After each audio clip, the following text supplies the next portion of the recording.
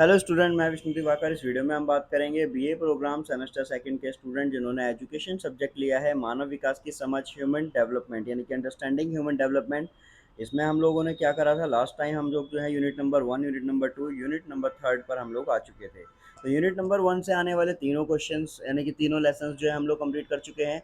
ये आपको प्लेलिस्ट के अंदर मिल जाएंगे सारे के सारे लेसन, और सारे लेक्चर्स आप वहाँ सुन सकते हैं। और उसके बाद में आप जो है अपने आंसर्स को आराम से लिख पाएंगे। सिर्फ आपको अंडरस्टैंडिंग जरूरी है, जरूरी नहीं कि आपको पर्टिकुलर किसी लेसन से आपको इंपॉर्टेंट क्वेश्चन चाहिए। आपको सिर्फ वो लेक्चर सुनना है जो कि 18 से 20 मिनट के अंदर होगा, जिसमें आपको पूरे लेसन की समरी होगी। उसके बाद यूनिट नंबर 2 में आते हैं। तो यूनिट नंबर 2 में हमने एरिक्सन के कोल्सबर्ग के बारे में और यूरी के बारे में भी हमने पढ़ लिया था। और वहीं अगर हम बात करें यूनिट नंबर 3 की, तो यूनिट नंबर 3 के अंदर हमने जो है लेसन नंबर 1 सामाजिक अंतरक्रिया से उदित सरोकार और विकास के बारे में पढ़ लिया था। आज हम पढ़ने वाले हैं यूनिट नंबर 3 से सेकंड लेसन, जो बाल्यावस्था और किशोरावस्था को विविध संदर्भों में समझना बताया गया है। तो इस वाले लेसन को जानने के लिए हमें क्या करना होगा, हमें यूनिट नंबर 3 पे जाना होगा, और यूनिट नंबर 3 पे जाने के बाद हमें लेसन नंबर सेकंड को सर्च करना होगा, क्योंकि लेसन नंबर सेकंड में ही हम लोग जो है यूनिट नंबर 3 के बारे में चर्चा करने वाले हैं। तो देख लेते हैं यहाँ पर हम लोग कहाँ आ गए हैं। हाँ जी, बिल्कुल यहाँ आ गए हैं। तो हम बिल्कुल करेक्ट पेज पर पहुँच चुके हैं कि यूनिट नंबर 3 से लेसन नंबर 2 बाल्यावस्था और किशोरावस्था, इसके संदर्भ को समझेंगे। तो देख लेते हैं इसके अंदर के हमें क्या क्या चीज़ें समझ में आने वाली है जब लेसन कंप्लीट हो जाएगा। तो बाल्यावस्था की अवधारणा को सामान्यतः विविध परिप्रेक्ष्यों के सापेक्ष समझेंगे हम, कि उसके जो परिप्रेक्ष्य हैं, दृष्टिकोण है, नज़रिया है, उपागम है, वो क्या हैं इसके। और बाल्यावस्था और किशोरावस्था के विकास में जुड़े हुए जितने भी सरोकार हैं वो देखेंगे, और किशोरावस्था की अवधारणा को अलग अलग तरीके से समझ पाएंगे। और वहीं बाल्यावस्था और किशोरावस्था के बीच में विकास में वर्ग, लिंग, सामाजिक, आर्थिक, धार्मिक स्थिति आदि की भूमिका के बारे में भी अच्छी तरीके से समझ सकेंगे। तो चलिए लेसन को स्टार्ट कर लेते हैं। तो सबसे पहले यहाँ पर बताया गया है कि जो हमारा प्रस्तुत पाठ है, इसके माध्यम से हम जानने और समझने का प्रयास करेंगे कि किस प्रकार एक बालक जो है उसकी बाल्यावस्था और किशोरावस्था की संकल्पना समय, स्थान, काल और संस्कृति के साथ में विकसित और परिवर्तित होती रहती है। तो ये इसमें कोई डाउट नहीं है, बिल्कुल ईजिली आपको चीज़ें समझ में आ रही होगी कि भाई जो एक किशोरावस्था और बाल्यावस्था होती है, इसके अंदर जो है बच्चा समय, स्थान, काल, संस्कृति के आधार पर जो है विकसित भी होता है और परिवर्तित भी होता है। तो यहाँ तक आपको बिल्कुल चीज़ें बिल्कुल क्लियर होंगी, इसमें कोई आपको समझाने की ज़रूरत है नहीं। और हम ये भी सोचते हैं कि हम बाल्यावस्था और किशोरावस्था के प्रति जागरूक हैं, क्योंकि हम इन चरणों के अनुभवों को कर चुके हुए हैं, है ना। तो बालावस्था और किशोरावस्था के इन चरणों से गुजर चुके हैं, फिर भी हमें कुछ समस्याओं को संबोधित करना होता है, जैसे कि अलग अलग संस्कृतियों में बच्चे बाल्यावस्था और किशोरावस्था को एक जैसा अनुभव करते हैं। अलग अलग जगहों पर नगरीकरण और आर्थिक परिवर्तन बाल्यावस्था और किशोरावस्था के निर्माण को किस प्रकार से प्रभावित करता है, सब चीज़ें हम इसके अंदर पढ़ने वाले हैं। तो सबसे पहला हमारा जो पॉइंट आएगा वो आएगा बच्चे तथा बचपन की समझ। तो बच्चों तथा उनके बचपन से हमारा हर रोज का सरोकार, हम बच्चों से मिलते हैं, उनका जो बचपन है हम उनको देखते हैं, और ये बात जो है बहुत मायने रखती है कि हमारी उनके प्रति क्या समझ है ना। तो ये सबसे ज़्यादा इम्पोर्टेंट है कि हम लोग जो है बच्चों के बारे में क्या समझते हैं, बच्चों के प्रति हमारी क्या समझ है। समाज में बच्चों तथा उनके बचपन को देखने समझने के नज़रिए और जिनसे हम प्रभावित होते हैं, उन बच्चे से व्यवहार करते हैं, इसका सीधा प्रभाव बच्चों के विकास पर पड़ता है। हम सभी उस उम्र से गुजर चुके हैं। तो बताया जाता है यहाँ पर कि जब हम बच्चे थे तो हम इस स्थिति से निकले हैं, हम उस बाल्यावस्था से, उस हम जगह से निकले हैं जहाँ पर वो स्थिति हमको देखने को मिल रही है। और साथ ही बाल्यावस्था कहलाने वाली अवस्था को भी हम अनुभव कर चुके हैं। केवल बाल्यावस्था ही नहीं, बल्कि हम विविध अनुभव सहित किशोरावस्था की स्थिति से भी गुजर चुके हैं।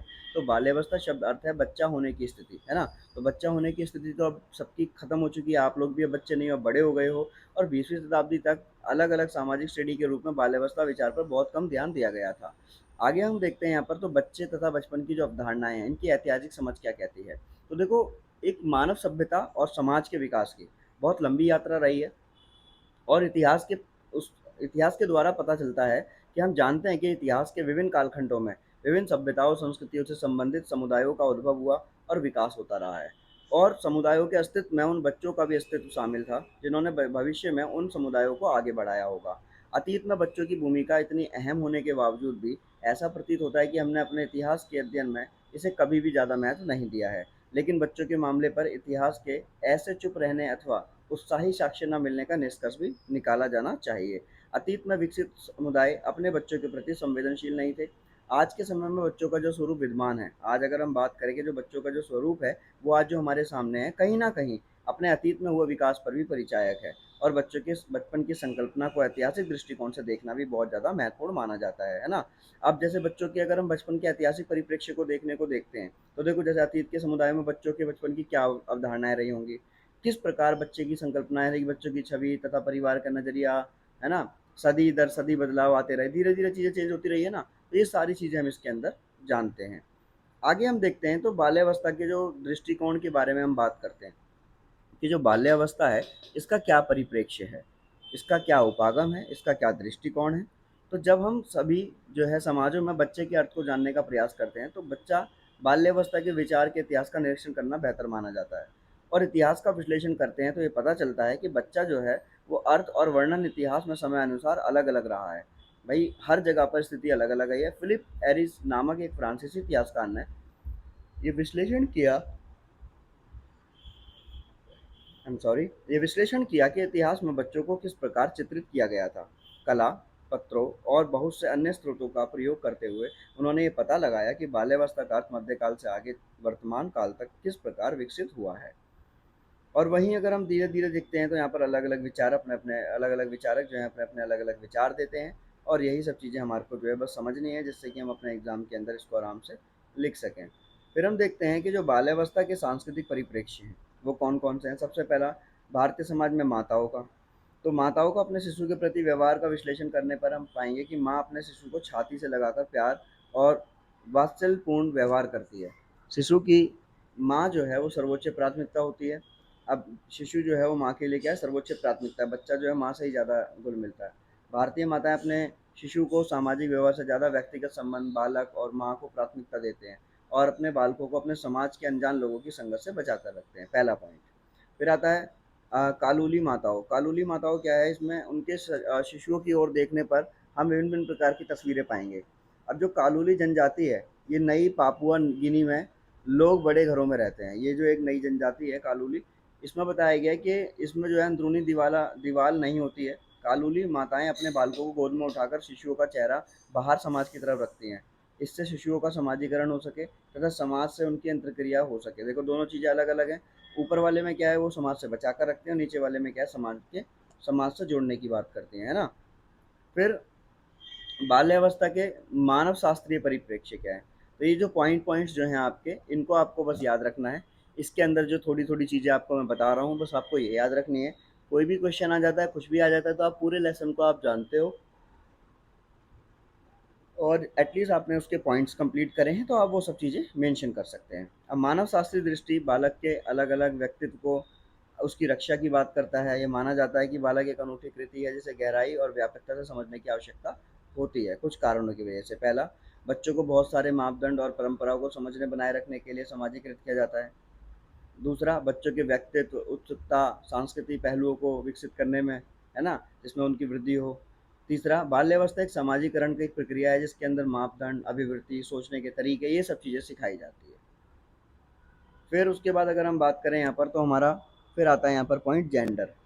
तो बच्चे का लड़का होना या लड़की होना एक महत्वपूर्ण कारण है क्योंकि उसके अनुभवों के निर्माण में महत्वपूर्ण भूमिका होती है। बाल्यावस्था में बच्चे का पालन पोषण किस प्रकार हुआ, बच्चे को किस अवसर और सुविधाएं मिली और अन्य लोगों के साथ परस्पर संबंध कैसा था, ये सभी बातें बहुत ज़्यादा जो है बच्चे के लिंग से निर्धारित होती है।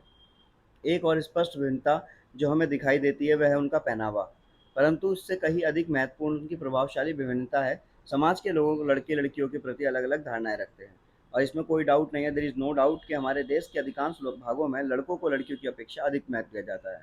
लड़के का जन्म खुशी का माहौल होता है जबकि कई परिवारों में लड़की के जन्म पर माता पिता रो पड़ते हैं कि दोबारा एक लड़की हो गई, है ना। तो कई परिवारों में लड़कियों को कम प्यार और दुलार मिलता है। अपेक्षाकृत उनकी देखभाल भी उसी प्रकार से नहीं हो पाती है और पर्याप्त भोजन, वस्त्र, संसाधन भी नहीं दिया जाता है। वहीं लड़की जबकि लड़के की बीमारी पर तुरंत ध्यान दिया जाता है और लड़कियों की अपेक्षा लड़कों की शिक्षा आवश्यक समझी जाती है ना। तो ये सब चीज़ें यहाँ पर क्या दिखाई गई है, जेंडर की अनइक्वालिटी के बारे में बताया गया है। फिर समाज में आर्थिक स्थिति की बात करें तो व्यक्ति किस सामाजिक आर्थिक वर्ग से है, इसका निर्धारण उसके परिवार की शिक्षा, जाति, व्यवसाय और आय द्वारा होता है। अब आय वर्ग के जो लोग हैं उनकी आय अधिक होगी और वह बड़े मकानों में रहेंगे। कम आमदनी वाले गरीबी, निम्न शैक्षिक स्तर हैं और रहने के लिए छोटे मकान आदि का यूज करेंगे, है ना। निर्धन और धनी लोगों के बीच में सामाजिक आर्थिक दर्जों के कई स्तर हैं यहाँ पर। तो ये सब चीज़ें यहाँ पर आपको दिखाई देगी आर्थिक स्थिति के अंतर्गत। उसके बाद में मध्यम और उच्च सामाजिक वर्ग। तो मध्यम और उच्च सामाजिक वर्ग के परिवारों की जो आर्थिक स्थिति है वो अच्छी होती है और उन्हें मूलभूत आवश्यकताओं का अभाव नहीं होता। लड़कों और लड़कियों दोनों को ही पर्याप्त मात्रा में भोजन और कपड़ा मिलता है और आमतौर पर स्वास्थ्य की देखरेख भी कोई कमी नहीं होती है। उसके बाद में आता है आपका चाइल्ड लेबर यानी कि बाल मजदूरी। तो जैसा आप सभी जानते हैं कि भारत में 14 वर्ष से कम उम्र के बालकों से जब हानिकारक परिस्थिति में काम लिया जाता है। बच्चे जब अस्वस्थ, कठिन और शोषणकारी परिस्थिति में काम करते हैं, जहां उन्हें कार्य के अनुरूप मजदूरी नहीं मिलती और जो काम वे करते हैं वो जोखिम भरे होते हैं, तो उसे हम बाल श्रम कहते हैं यानी कि चाइल्ड लेबर कहते हैं। उन्हें ना तो खेलने और ना ही स्कूल जाने का अवसर मिल पाता है। जो कार्य बच्चे या किशोरी करते हैं उनमें खास कौशल की आवश्यकता नहीं होती और भावी जीवन में व्यवसाय चुनने में भी मदद नहीं मिलती। यानी कि उनसे जो काम करवा लिया गया तो वो क्या करेंगे, वो आगे जाकर उससे कोई व्यवसाय थोड़ी ना कर सकते हैं, है ना। अब बहुत सारे काम हैं, जैसे भाई घरेलू नौकर हो गया, मैकेनिक का काम हो गया, क्लीनर हो गया। तो ये सब काम जो है करने के बाद में बच्चे को जो है कोई भी जो है आगे जाकर उसका जो विकास है वो नहीं हो पाएगा सही से, है ना। फिर आता है धर्म। धर्म दैनिक जीवन से संबंधित नियम, नैतिक मूल्य और आचार संहिता को निर्धारित करता है। धर्म लोगों को परस्पर संबंध बनाने के लिए दिशा निर्देश प्रदान करता है। सभी धर्मों में बच्चों के कोमल और बहुमूल्य बचपन को सिखाने का भी समय माना गया है। बच्चों के अनुभवों से धर्म की वजह से विनित धर्मानुष्ठान और पूजा के अलग अलग तरीकों के कारण भी होते हैं। तो यहाँ पर क्या होता है, धर्म के अंदर स्टार्टिंग से ही सब चीज़ों को लेकर चला जाता है ना। और कहीं-कहीं परिवारों में जो है विधियों का कड़ा पालन नहीं किया जाता है, तो कहीं-कहीं पर बहुत ज़्यादा पवित्र रूप से और कड़े पालन रूप से ये काम किया जाता है। शहरों में रहने का अनुभव। जब हम शहर के बारे में सोचते हैं तो पहला चित्र उभर कर सामने आता है घनी आबादी और अलग-अलग डाइवर्सिटी यानी कि विभिन्नताएँ। अब एक ओर अमीर लोग हैं तो दूसरी ओर कहीं पे जो है सब कुछ खरीदना चाहते हैं और दूसरी ओर गरीब लोग हैं जो कि अपना जीवन निर्वाह करना चाहते हैं। अब भव्य आलीशान घरों के समीप झुग्गी झोंपड़ियाँ दिखाई देती है। आय उच्च वर्ग का एक 5 वर्षीय बालक जो है स्कूल जाता है, तो निम्न आय वर्ग का हम उम्र बालक जो है नट का खेल दिखाकर अपनी जीविका अर्जित करता रहता है। शहरों में अस्पताल, होटल, स्कूल, सिनेमा, इलेक्ट्रॉनिक उपकरण ये सब चीज़ें इसके अंदर उपलब्ध होती हैं। वहीं गाँव की तरफ बात करें तो गाँव जो है शहर से बिल्कुल अलग है। वहाँ पे जो है आबादी कम है, गाँव की आबादी शहरों की अपेक्षा कम होती है। छोटे घर होते हैं, लोग एक दूसरे को जानते हैं। गाँव में यातायात, अस्पताल, स्कूल, सिनेमा, पक्की सड़क जैसी सुविधाएं शहरों की अपेक्षा क्या होती है, कम होती है। यहाँ के जीवन की गति भी थोड़ी सी धीमी होती है क्योंकि शहर के अंदर जो है तेज होती है और यहाँ पर कम। गाँव के अधिकतर बच्चे अपने माता पिता का व्यवसाय अपनाते हैं, चाहे वह खेती बाड़ी हो या फिर शिल्पकारी हो, दस्तकारी हो, कारीगरी हो या मिट्टी के बर्तन बनाने वाली चीज़ कोई भी हो, ठीक है ना। उसके बाद अगर हम देखें यहाँ पर तो जनजातीय क्षेत्र में, जनजातीय क्षेत्र ऐसे क्षेत्र होते हैं जो कि बिल्कुल जंगलों के आसपास में हो गए। अब इसमें जो है महिला और पुरुष की भूमिकाएं, उत्तरदायित्व अलग अलग होती है। जनजातीय जीवन में बहुत ज़्यादा विभिन्नता होती है। शहर और कस्बों के नज़दीक की जनजातियाँ बाकी दुनिया से बिल्कुल अलग रहती हैं। उनका बाहरी लोगों से ना के बराबर ही संपर्क हो पाता है, ठीक है। तो ये हमारा इसका पॉइंट हो जाएगा। फिर आती है हमारी किशोरावस्था की अवधारणा।